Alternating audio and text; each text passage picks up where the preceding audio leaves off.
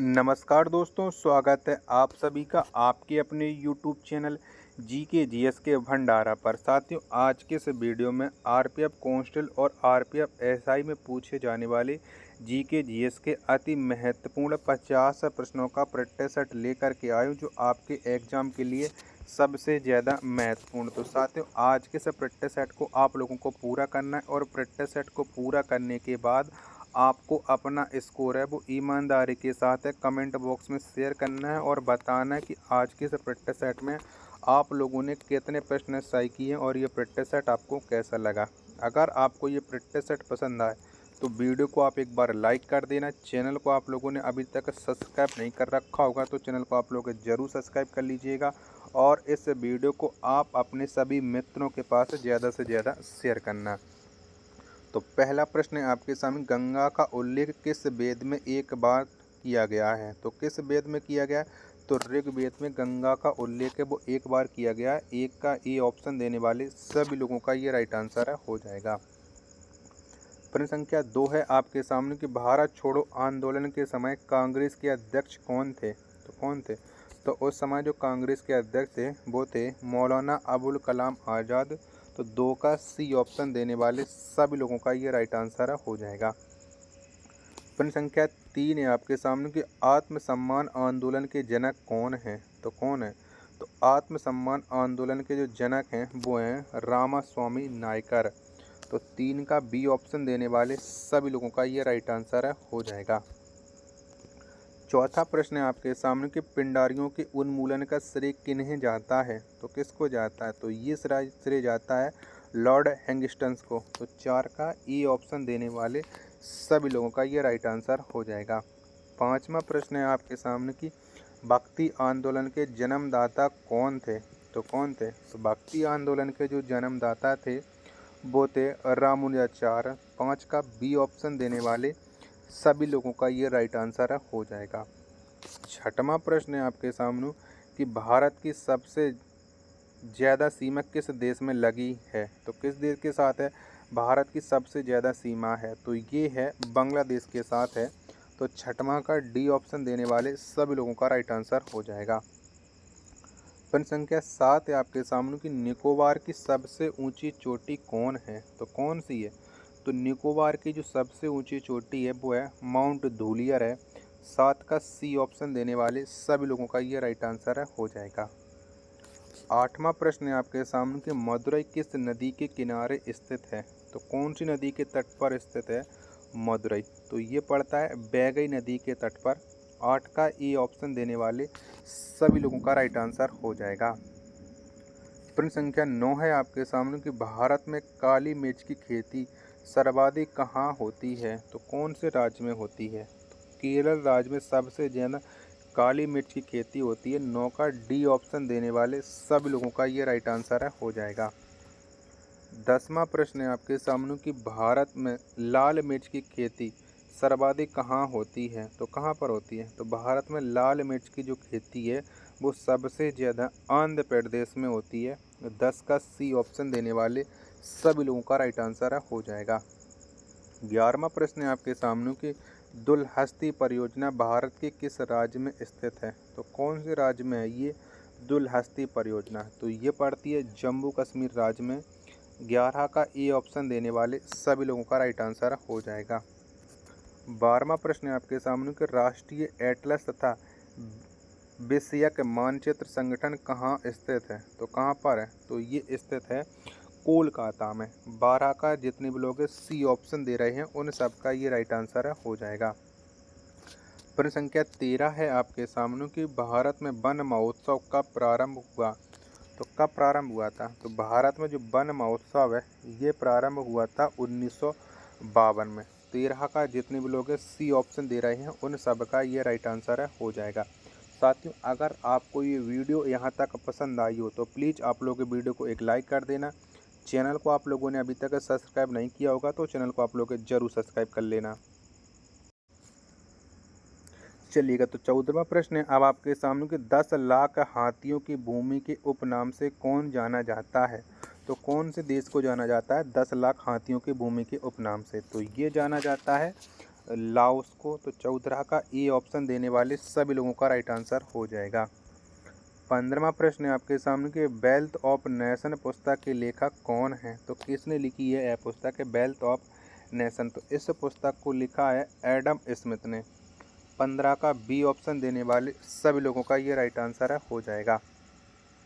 16वां प्रश्न है आपके सामने कि सौर मंडल की खोज किसने की थी। बताओ किसके द्वारा ये खोज हुई थी सौर मंडल की। तो ये खोज की थी कोपरनिकस ने। 16 का सी ऑप्शन देने वाले सभी लोगों का ये राइट आंसर है हो जाएगा। 17वां प्रश्न है आपके सामने कि ग्रहों की गति के नियम का प्रतिपादन किसने किया। तो किसने किया था। तो ये किया था केपलर ने। 17 का ए ऑप्शन देने वाले सभी लोगों का ये राइट आंसर हो जाएगा। 18वां प्रश्न है आपके सामने कि सी ऑफ ट्रिक्विलिटी कहाँ पर स्थित है। तो बताओ ये कहाँ पर है सी ऑफ ट्रिक्विलिटी। तो ये है चंद्रमा पर। 18 का सी ऑप्शन देने वाले सभी लोगों का राइट आंसर हो जाएगा। 19वां प्रश्न है आपके सामने कि चीन का मैनचेस्टर किसे कहा जाता है। तो किसको कहते हैं चीन का मैनचेस्टर। तो शंघाई शहर को चीन का मैनचेस्टर कहा जाता है। 19 का डी ऑप्शन देने वाले सभी लोगों का ये राइट आंसर हो जाएगा। चलिएगा प्रश्न संख्या अब आपके सामने 20 है कि भारत की आकृति कैसी है। तो बताओ कैसी है। तो भारत की जो आकृति है वो है चतुष्कोणीय है। 20 का ए ऑप्शन देने वाले सभी लोगों का ये राइट आंसर हो जाएगा। 21वां प्रश्न है आपके सामने कि नेशनल वुडफॉल्स पार्क कहाँ पर स्थित है। तो बताओ ये कहाँ पर है। तो नेशनल वुडफॉल्स जो पार्क है वो जैसलमेर में है। 21 का बी ऑप्शन देने वाले सभी लोगों का राइट आंसर हो जाएगा। 22वां प्रश्न है आपके सामने कि महापद्म नंद को क्या कहा जाता था। तो बताओ क्या कहा जाता है महापद्म नंद को। तो इन्हें कहा जाता है उग्रसेन। 22 का सी ऑप्शन देने वाले सभी लोगों का राइट आंसर हो जाएगा। प्रश्न संख्या 23 है आपके सामने कि सुदर्शन झील का पुनरुद्धार किसने करवाया। तो बताओ किसने करवाया। तो सुदर्शन झील का जो पुनरुद्धार करवाया था वो करवाया था स्कंदगुप्त ने। 23 का सी ऑप्शन देने वाले सभी लोगों का राइट आंसर हो जाएगा। 24वां प्रश्न है आपके सामने कि अभिलेखों का अध्ययन क्या कहलाता है। तो बताओ क्या कहा जाता है अभिलेखों के अध्ययन को। तो इसे कहा जाता है एपिग्राफी।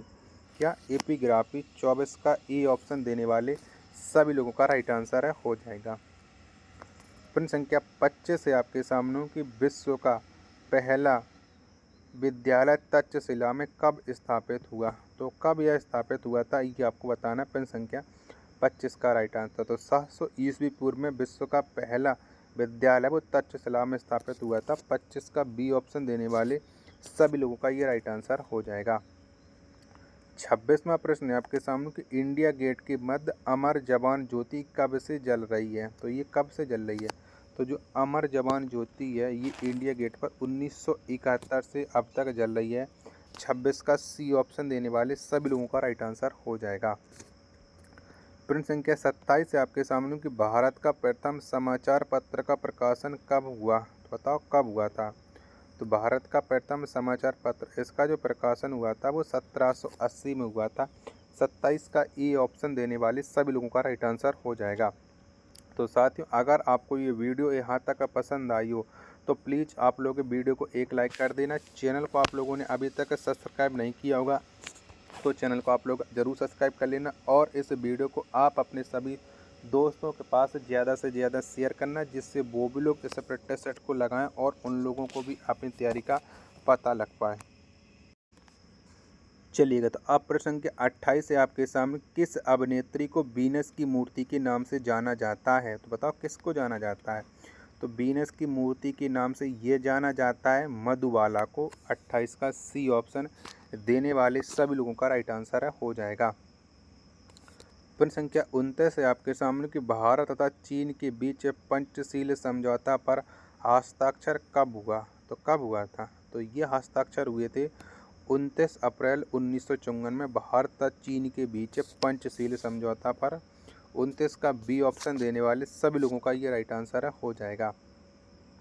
प्रश्न संख्या 30 है आपके सामने कि एशियन डेवलपमेंट बैंक की स्थापना किस वर्ष हुई। तो कब हुई थी। तो एशियन डेवलपमेंट की जो स्थापना हुई थी वो 1966 में हुई थी। 30 का डी ऑप्शन देने वाले सभी लोगों का ये राइट आंसर हो जाएगा।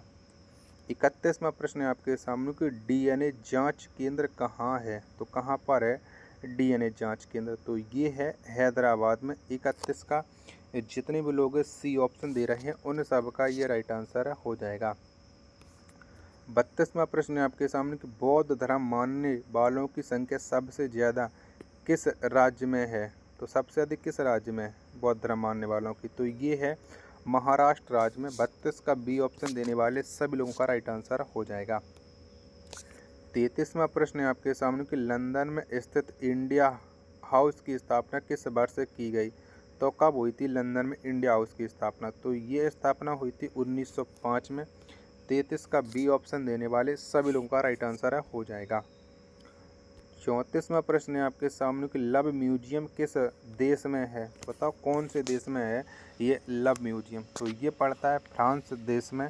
तो 34 का डी ऑप्शन देने वाले सभी लोगों का राइट आंसर हो जाएगा। प्रश्न संख्या 35 है आपके सामने कि यूनिसेफ दिवस कब मनाया जाता है, तो प्रत्येक वर्ष कब मनाते हैं यूनिसेफ दिवस, तो ये प्रत्येक वर्ष 11 दिसंबर को मनाया जाता है। 35 का ए ऑप्शन देने वाले सभी लोगों का ये राइट आंसर हो जाएगा। 36वां प्रश्न है आपके सामने कि द इनसाइडर पुस्तक के लेखक कौन है, तो किसने लिखी है ये द इनसाइडर पुस्तक, तो ये लिखी है पीवी नरसिम्हा राव ने। 36 का सी ऑप्शन देने वाले सभी लोगों का ये राइट आंसर हो जाएगा। 37वां प्रश्न है आपके सामने कि चोल शासकों की भाषा क्या थी, तो कौन सी थी चोल शासकों की भाषा, तो इनकी जो भाषा थी चोल शासकों की वो थी तमिल। 37 का डी ऑप्शन देने वाले सभी लोगों का ये राइट आंसर हो जाएगा। 38वां प्रश्न है आपके सामने कि लॉवर संग्रहालय कहाँ स्थित है, तो बताओ कहाँ पर पड़ता है ये लॉवर संग्रहालय। 38 का आंसर आपको बताना है, तो ये पड़ता है पेरिस में। 38 का ई ऑप्शन देने वाले सभी लोगों का राइट आंसर हो जाएगा। प्रश्न संख्या 39 है आपके सामने क्लोरोफिल के केंद्र में कौन सा तत्व पाया जाता है, बताओ कौन सा तत्व पाया जाता है क्लोरोफिल के केंद्र में, जो ये पाया जाता है मैग्नीशियम। 39 का सी ऑप्शन देने वाले सभी लोगों का राइट आंसर हो जाएगा। प्रश्न संख्या 40 है आपके सामने कि स्वतंत्रता प्राप्ति बाद भारत में औद्योगिक नीति का प्रस्ताव पहली बार कब पारित किया गया, तो पहली बार कब आया था औद्योगिक नीति का प्रस्ताव, तो ये 1948 में पहली बार पारित किया गया था। 40 का ई ऑप्शन देने वाले सभी लोगों का राइट आंसर हो जाएगा। तो साथियों अभी तक अगर आपको प्रैक्टिस सेट थोड़ा बहुत भी अच्छा लगा हो तो प्लीज़ आप लोग वीडियो को लाइक कीजिएगा। चैनल को आप लोगों ने अभी तक सब्सक्राइब नहीं कर रखा होगा तो चैनल को आप लोग जरूर सब्सक्राइब कर लीजिएगा। अभी 10 प्रश्न और शेष रह गए, तो उन 10 प्रश्नों को आपको करके ज़रूर जाना है। बस आप अपना प्यार और सपोर्ट बनाए रखिएगा, मैं आप लोगों के लिए लगातार मेहनत करने के लिए तैयार हूँ।